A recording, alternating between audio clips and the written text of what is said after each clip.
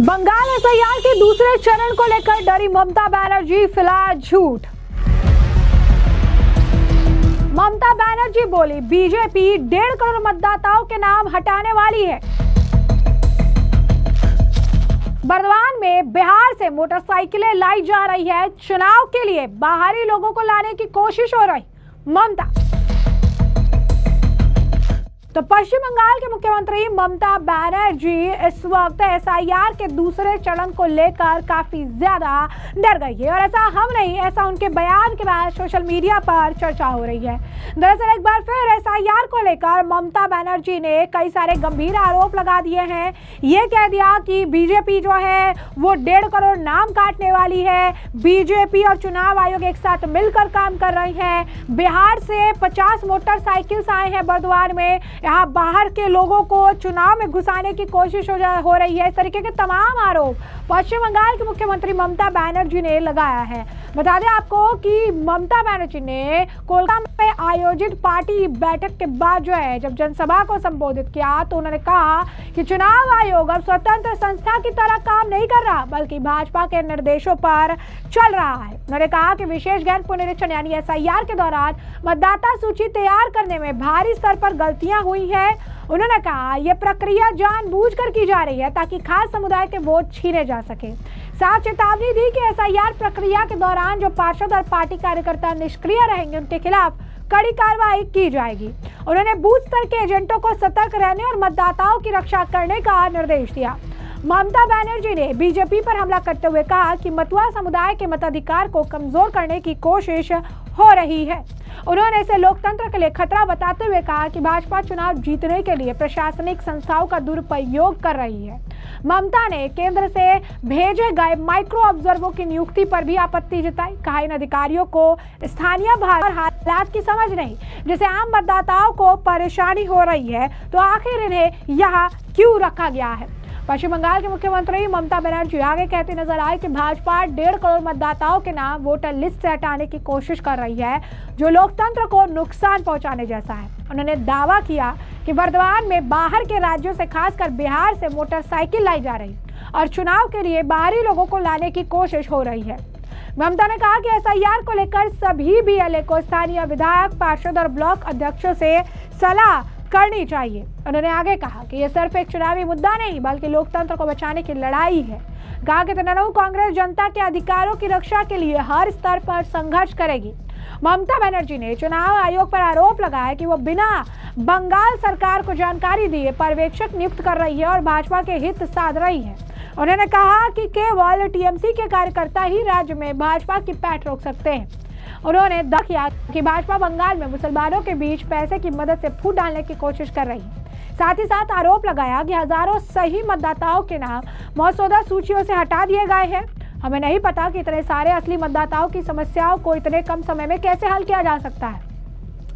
पश्चिम बंगाल में गणना के चरण के बाद प्रकाशित मौजूदा मतदाता सूची में 58 लाख नाम हटाए गए हैं और राज्य में मतदाताओं की संख्या घटकर सिर्फ 7.8 करोड़ रह गई है।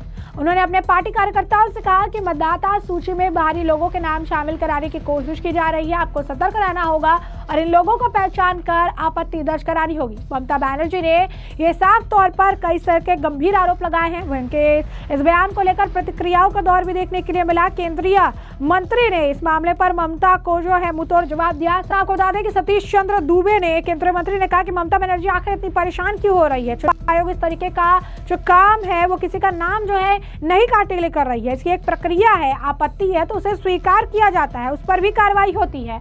ममता बनर्जी को बांग्लादेशी मतदाताओं पर ज्यादा और पश्चिम बंगाल के मतदाताओं पर मानो कम भरोसा है। उसके बाद फिर आपको बता दें इस मामले को लेकर लगातार बीजेपी, बंगाल बीजेपी के नेता जो है ममता बनर्जी पर निशाना साध रहे हैं। श्रामिक भट्टाचार्य क्या कुछ कह रहे हैं, सुनिए। देखिए, ममता बनर्जी एक अस्थिरता पैदा करना चाहते हैं। ममता बनर्जी हिंदू मुसलमान के अंदर दरार तैयार करके उसका बाद चुनाव में जाना चाहते हैं। ममता बनर्जी क्यों एसआईआर का विरोध कर रहे हैं? उसी का पार्टी का एक वरिष्ठ नेता सौगत राय, वो तो एनआरसी को एसआईआर को स्वागत किया था।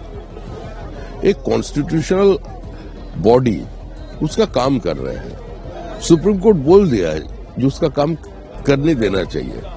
मुख्यमंत्री ने पहला बोला कि हम एसआईआर होने ही नहीं देंगे, पार्टिसिपेट ही नहीं करेंगे। बाद में ये देखा गया ये सारे तृणमूल कांग्रेस का कार्यकर्ता बीएलओ को डरा रहा है, धमका रहा है, उसको पंचायत ऑफिस में, पार्टी ऑफिस में, क्लब रूम में लेकर के उससे फॉल्स डॉक्यूमेंट अपलोड करने के लिए बाध्य करने का कोशिश कर रहे हैं। और जितना आपको दिया गया, अभी जिन लोगों को फेस करना पड़ेगा, करीब करीब 1,30,000 लोगों का बस नोटिस जाएगा। उसका देखिए आगे आगे में होता भी क्या। एक बस्ती में आग लगा दिया गया, बाद में बोला जाएगा वो सारे कागजात तो खत्म हो गया, अभी हमका नाम चाहिए। तो सभी लोग स्थिति को पहचानते हैं। पश्चिम बंगाल में पिता पुत्र का उम्र का अंतर 15 साल है, कितना सारे केसेस है। पिता रहता है नॉर्थ 24 परगनास में, उसका 10 बेटा रहते हैं मुर्शिदाबाद में, 5 बेटी रहते हैं मालदा में। यही तो पश्चिम बंगाल का स्थिति है। तो ममता बनर्जी बहुत बड़ा दिल का महिला है, वो तो हमारा जैसा चिकन हार्टेड नहीं है, छोटा दिल का नहीं, उसका मन बड़ा है। उसका कहना यही है जो लोग गुजर गए हैं स्वर्गवासी हो गया है, जो पृथ्वी का माया त्याग दिया है, वो भी तो किसी का भाई था, वो भी तो किसी का पिता था। उसको हम लोग थोड़ा वोटर लिस्ट में जगह देने नहीं पाएंगे, उसका नाम रख देना चाहिए। तो जैसा कि आपने सुना, श्रमिक भट्टाचार्य ने कहा कि ममता बनर्जी डरी हुई है, जानबूझकर घुसपैठियों को बचाने की कोशिश कर रही है, भ्रम फैला रही है, डर का जो है माहौल बनाने का प्रयास कर रही है। उनका यही काम है, एसआईआर को लेकर डरी हुई है। उनको मालूम है कि उनकी मतदाता सूची जो है साफ हो रही है, इससे उनका वोट बैंक जो है खिसक जा रहा है। वह इस मामले को लेकर लगातार तमाम बीजेपी के अन्य नेता भी बयान दे रही हैं। दिलीप घोष का भी प्रतिक्रिया एसआईआर को लेकर पश्चिम बंगाल में चल रहा है, उसे लेकर बयान आज सामने आया। क्या कुछ कहना है उनका, सुनिए। पूरा देश का जंगल राज मोदी जी का नेतृत्व में धीरे धीरे साफ हो रहा है। अंतिम लड़ाई बंगाल में होने वाला है। यहाँ देश विरोधी शक्ति हावी है। बांग्लादेश में जो घटना हो रहा है, ममता बनर्जी जो योजना बना रहे हैं, बंगाल में एक दिन वो आग जलेगा, उसका दृश्य देखना पड़ेगा। तो एसआईआर के चलते बहुत बांग्लादेशी भागे हैं, आज भी लाखों करोड़ों में है। जब तक ये सफाई नहीं होगा, बंगाल में शांति नहीं होगा, विकास नहीं होगा। और भारतीय जनता पार्टी वही काम कर रही है यहाँ के सफाई की। तो जंगल राज 26 में ही हो जाएगा यहाँ साफ। गंगा बिहार से बंगाल घुसा है, बिहार के जीत बंगाल में जीत के लिए दरवाजा खोल दिया है।